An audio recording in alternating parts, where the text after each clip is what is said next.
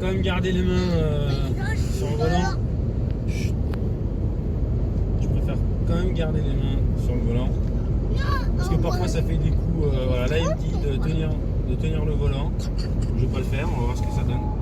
Ah, là il me fait une autre alerte, attention de tenir le volant. Ah, voilà. Et après il va tout droit et désactive. Voilà. Bon, là c'est pas moi qui tiens le volant. Pourquoi il m'a fait ça? Voilà, ça typiquement ça peut vous arriver. C'est chelou. Moi je dis, c'est pas normal que ça fasse ça. Mais voilà, à savoir que en conduite autonome, voilà, c'est ce que ça donne quoi. Donc là, c'est ma vitesse qui est à laquelle j'ai réglé le régulateur adaptatif. Donc là, avec cette touche là, je le monte par palier de 5. Et en fait, le fait de pouvoir le mettre à 112, c'est quand on appuie directement sur cette touche en fait. Et si on est à 112 et qu'on appuie sur cette touche du régulateur adaptatif, en fait, ça le met à cette vitesse là. Donc là, il me dit veuillez tenir le volant. Je donne un tout petit coup, le message disparaît et voilà, pour l'instant ça roule quoi. Alors dans les conditions optimales, ça devrait fonctionner correctement, je pense. Bon, là normalement, on n'est pas loin des conditions optimales. Voilà, avant qu'ils me disent de tenir le volant, j'ai donné un petit coup. En fait, c'est juste un petit coup léger, juste pour que le moteur détecte que voilà, il y a eu une action extérieure, une commande sur le moteur électrique du volant.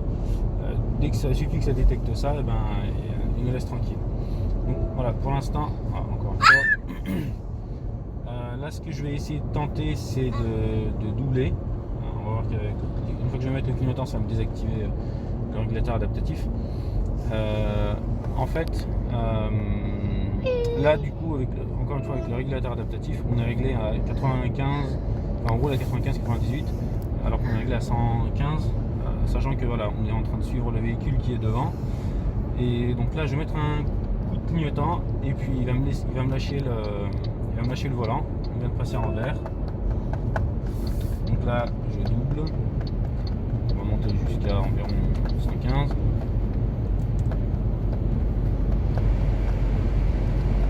Donc là, par contre, voilà, il a repris le volant. Donc là, ce que je vais faire, c'est que je reprends le volant. Je vais mettre mon clignotant à droite. On va se ranger. Alors là, par contre, je pense qu'au bout d'un certain temps, où on prend le contrôle, je pense qu'il désactive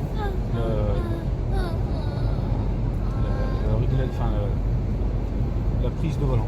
Du coup, bon là il est revenu. Je lui ai rien demandé de spécial. En gros, c'est quand il est actif, quoi. Quand celui-ci aussi est actif, lui aussi est actif en fait.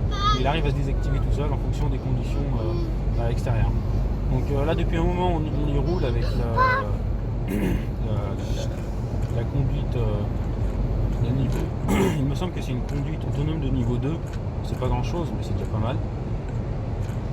Donc là, on va rester derrière le camion. On va voir si ça le suit bien, que ce soit en termes de vitesse ou en termes de maintien dans la voie. Donc pour l'instant, ça se passe plutôt pas mal. Voilà, je pense que sur les autoroutes, avec moins de virages, on va dire. Enfin, une autoroute sans virage, c'est ennuyeux, mais je pense qu'avec moins de virages, ça devrait être plus fonctionnel, d'avoir moins de surprises. J'espère que vous m'entendez bien. Et, voilà, ça reste une voiture silencieuse, mais bon, sur autoroute, 90, voilà, alors là, bon.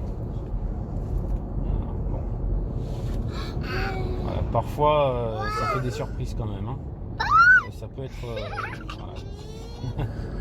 Mais bon, d'une manière générale, ça va. Mais il faut quand même, encore une fois, je le rappelle, il faut quand même garder les mains vraiment proches du volant pour être sûr de ne pas être embêté. Alors voilà, là on arrive à un virage où devant c'est vide. Non, voilà, vous voyez ce qu'il fait là, là il est allé à droite carrément. Là. Il a voulu prendre la sortie. Bon, là il accélère tout seul. Donc là je reprends le volant parce que je suis pas très à l'aise.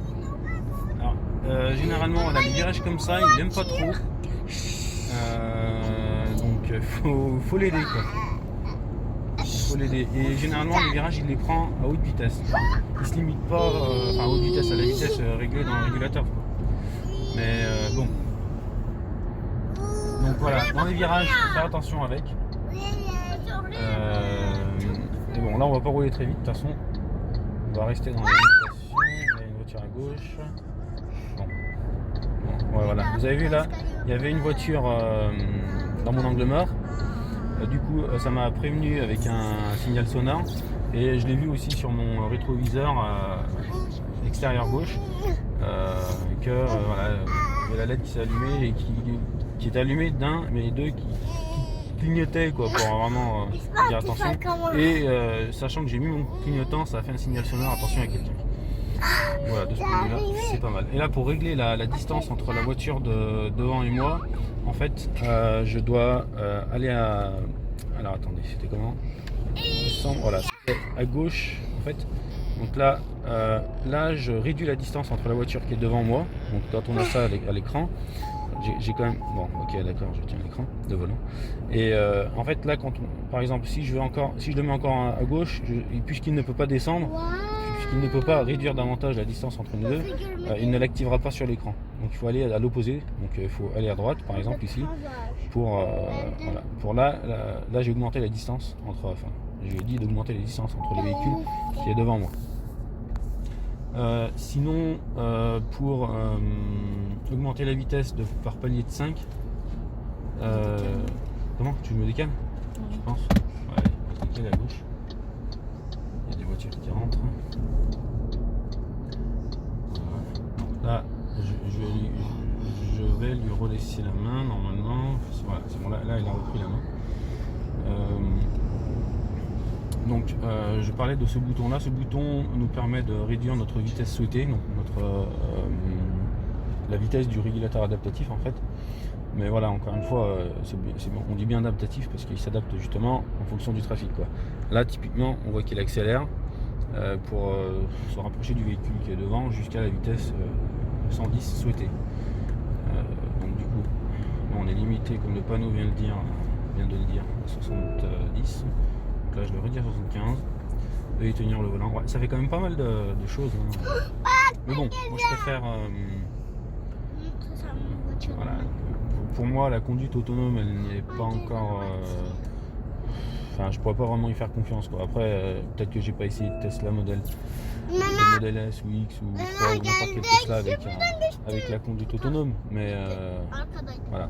Pour moi, pour l'instant, j'y ferai pas vraiment encore confiance. De toute façon, même dans l'Union Européenne, de toute façon, on n'a pas vraiment le droit. Je crois que Mercedes a eu l'autorisation pour une conduite autonome des niveaux. Alors, je crois que c'est. Ça doit être 4, je pense, parce que je pense que c'est énorme. C'est vraiment poussé. Mais voilà. Pour moi, c'est pas encore ce qui va remplacer les chauffeurs pour l'instant. Il y a tellement de facteurs. Rien que par exemple une flaque d'eau sur la route, ça peut la déstabiliser quoi. Alors, voilà, après il y a beaucoup de tolérance qui entre en jeu, mais voilà. Bon, pour l'instant, hein, donc il est encore en maintien de la voie et on roule très bien pour l'instant. Pour info, je vais donner ma consommation. Alors voilà, là je suis à 19, depuis le démarrage je suis à 19 kWh. Bon, j'ai accéléré un petit peu parce que ouais, voilà, ça amuse les enfants.